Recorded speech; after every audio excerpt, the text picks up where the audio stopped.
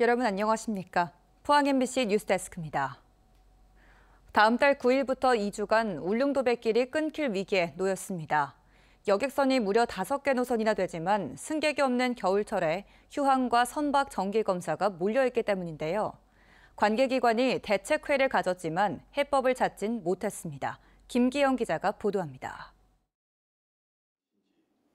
여객선 운항 허가권자인 포항지방해양수산청, 주민을 대표한 경상북도와 울릉군, 그리고 여객선사가 두 번째 대책회의를 갖고 있습니다. 현재 유일하게 울릉도를 오가는 여객선이 다음 달 선박 정기검사로 2주간 휴항에 들어갈 계획이기 때문입니다. 울릉도 노선은 포항 한 개이던 것이 울릉도와 독도에 대한 국민적 관심이 높아지면서 현재는 강원도 2개, 울진 1개, 포항 2개 노선으로 늘었습니다. 노선 숫자로 보면 황금기이지만 겨울철만 되면 풍요 속에 빈곤이 됩니다.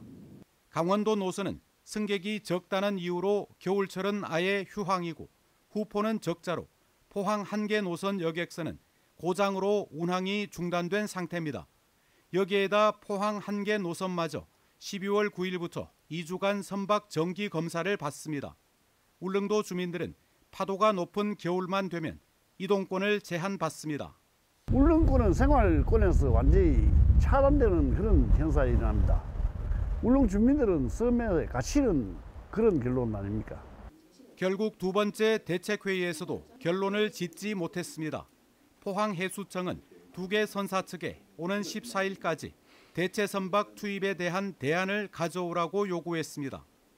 주민들은 연간 2억 원 정도의 동절기 유류 지원금이라도 현실화할 것을 요구하고 있습니다. 경북도에서 우리한테 지원해 주는 거는 배도 한 대일 때, 그리고 기상특보일 때만 유류부 지원을 갖다 해주는데, 이거 사회기반 시설의 도로가 우리 백길인데. 국토의 최동단에서 실효적 지배로 영토 수호 임무까지 띈 울릉 주민들의 상징성을 감안한다면 겨울철 반복되는 여객선 중단을 중단할 수 있는 근본 대책이 나와야 합니다. MBC 뉴스 김기영입니다. 경상북도는 내년도 중점 추진 사업 보고회를 열고 핵심 사업 추진 전략과 국비 확보 방안을 논의했습니다. 도는 TK 신공항 건설과 영일만항 확충, 바이오 2차 전지, 미래차 수소산업 등 미래 신성장 산업 육성에 주력하기로 했습니다. 또 포스트 에이펙 프로젝트를 본격 추진해 후속 사업을 발굴하고 산불 지원 특별법을 바탕으로 산불 피해 지역 재건에 나설 계획입니다. 꿈의 에너지로 불리는 핵융합연구시설 부지 공모 마감을 이틀 앞두고 포항과 경주, 나주, 군산이 경쟁을 벌이고 있습니다. 포항은 포항공대와 한동대, 가속기연구소 등 핵심 연구시설과 핵융합 연계에 필요한 철강공단이 집적한 점을, 경주는 원자력 연구단지 부지가 확보된 데다 한수원과 방패장이 안정적으로 운영되고 있다는 점을 강조하고 있습니다. 과학기술정보통신부는 오는 14일부터 20일까지 사전 현장 조사 등을 거쳐 이달 말 최종 부지 선정 결과를 발표할 예정입니다. 경상북도가 에이펙 정상회의가 끝나자마자 해외로 눈을 돌리고 있습니다. 정상회의를 통해 지방정부의 외교적 성과를 보여줬다고 자평하면서 경제협력의 영역을 에이펙 회원이 속한 아시아 태평양을 넘어 유럽 등지로 확장하기 위해서입니다. 윤태호 기자가 보도합니다. 경상북도는 에이펙 성과 보고회를 하면서 300일의 기적이라는 표현을 썼습니다. 지난 2005년 부산 에이펙보다 준비 기간이 30여 일이나 짧았지만 행사를 치러냈다는 점을 강조하기 위한 것입니다. 수조 원에 달하는 경제적 성과와 세계가 주목한 에이펙 도시라는 소득 못지않게 경상북도는 자체 외교적 성과에 남다른 의미를 두고 있습니다. 중앙정부에 기대지 않고 독자적으로 캐나다 퀘벡주와 몽골, 베트남과 AI와 에너지, 탄소 감축 분야에서 협력 체계를 구축한 것은 지방정부의 외교 모델을 제시한 거라고 평가합니다. 성과 중심의 글로벌 네트워크 모델을 만들어냈습니다. 앞으로도 지방정부가 주도하는 국제교류와 국제협력을 통해 경상북도의 경제 영역을 지속적으로 확대해 나가겠습니다. 경상북도가 마련한 경제 전시장과 대기업이 참여한 K-테크 쇼케이스에 14,000여 명이 다녀간 성과를 투자 유치, 이른바 세일즈 경북의 발판으로 만드는 데 주력합니다. 김학홍 행정부지사 일행이 에이펙이 끝나자마자 오스트리아와 헝가리 방문길에 오른 것은 에이펙을 계기로 경북의 경제 영역을 유럽으로 넓혀보겠다는 취지입니다. 김 부지사 일행은 세계 한인 경제무역협회 박종범 신임 회장 그룹 본사를 방문해 경주 에이펙 성과를 전달하고 경북 기업의 유럽 진출에 교두보 역할을 요청할 계획입니다. 글로벌 경제의 네트워크를 활용하여 투자 유치 및 지역기업 해외 진출을 촉진하는 동시에 경주 선언에 포함된 AI 디지털 산업의 대안 투자를 지속해 나갈 계획입니다. 에이펙 정상회의가 지방정부의 외교 역량을 국내외에서 발휘하고 이를 통해 미래 먹거리를 창출하는 선순환이 마련될지 주목됩니다. MBC 뉴스 윤태호입니다. 경주 에이펙 정상회의가 지난 1일 성황리에 마무리됐지만 행사에 투입된 경찰관들의 불만이 이어지고 있습니다. 전국경찰직장협의회는 행사 기간 경주에는 하루 최대 19,000명의 경력이 투입됐으며 일부 현장에서 숙소와 식사가 제대로 제공되지 않아 박스를 이불 삼거나 영화관 복도에서 쪽잠을 자는 등 열악한 환경이 이어졌다고 지적했습니다. 경찰직장협의회는 경찰청과 경북경찰청, 에이펙 기획단이 1년 넘게 준비한 행사임에도 현장 근무자 처우는 무시됐다며 경찰청과 국회 앞에서 경찰의 노숙자로 만든 에이펙 행사 사진전을 열고 진상조사와 재발 방지 대책을 촉구할 계획입니다.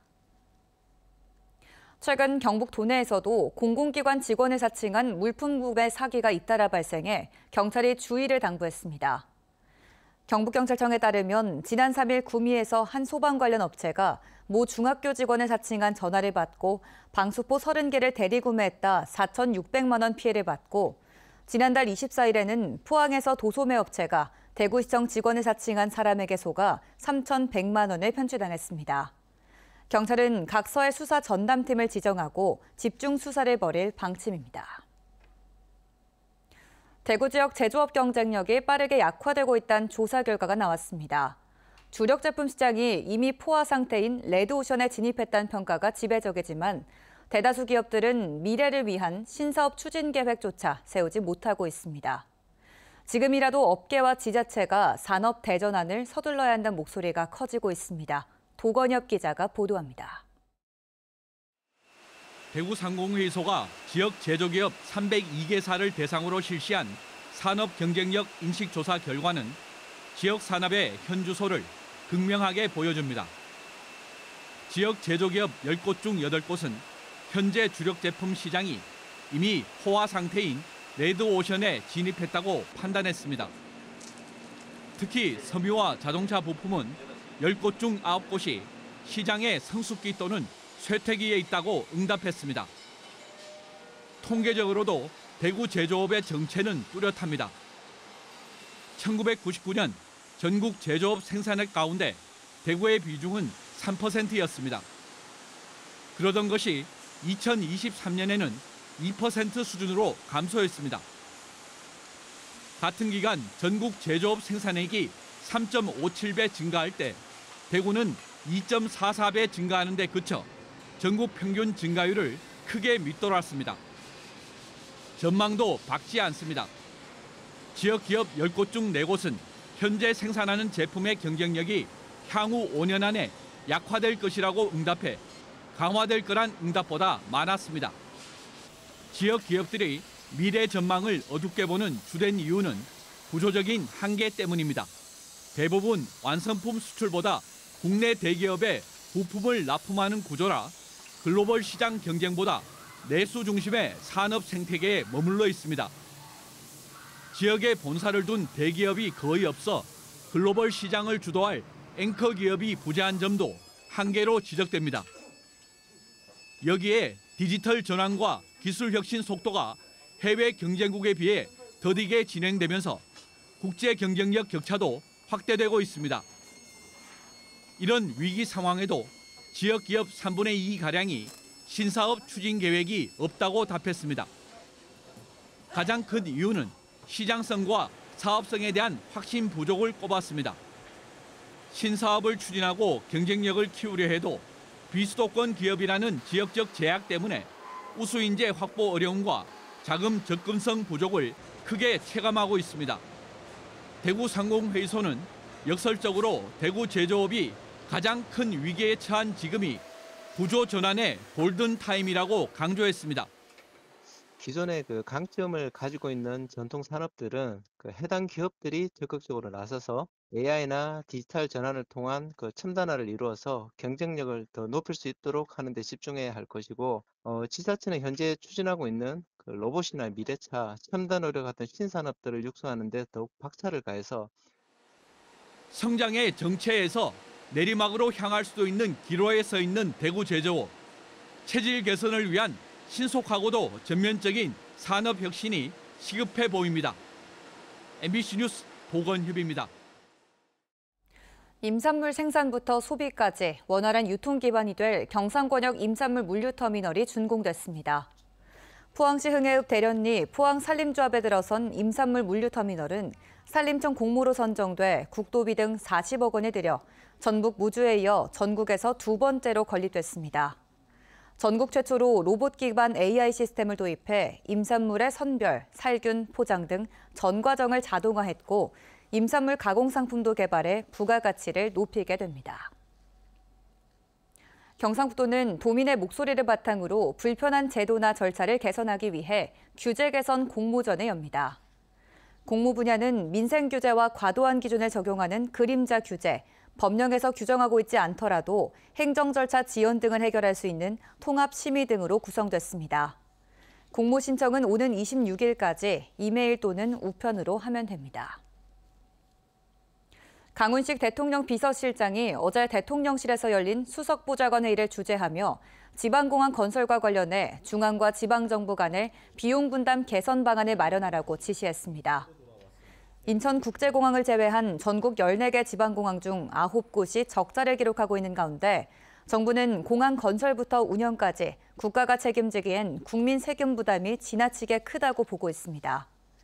대구 경북 지역에선 울릉공항이 공사 중이고 TK 신공항, 군공항 이전 사업도 민간 투자 유치 실패로 국가주도 전환 등을 검토하고 있었던 탓에 이번 정부의 공동 책임 기조는 공항 사업을 장기간 지연시킬 수 있다는 우려가 나옵니다.